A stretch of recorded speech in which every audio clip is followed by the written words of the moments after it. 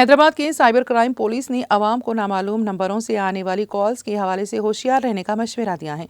एक बयान में पुलिस ने खास तौर पर कुछ मखसूस नंबरों से आने वाली कॉल्स को ना उठाने का मशवरा दिया, जिनमें 9477745591, 3712791309, 5632253736, 37052529259 और +25590113046 है। पुलिस ने बताया है कि इन नंबरों के अलावा जिन नंबरों का आगाज +371 Latvia, +374 Belarus, +381 Serbia, +563 Chile, +380 Lithuania और +255 तंजानिया से होता है, वो धोखाधड़ी के लिए इस्तेमाल हो सकते हैं। ये कॉल्स अक्सर मुख्तसर वक्त के लिए की जाती हैं और अगर आप वापस कॉल करें तो आपकी फ़ोन कॉन्टैक्ट्स, बैंक और क्रेडिट कार्ड की तफसीलात महज 3 सेकंड्स में चोरी हो सकती हैं।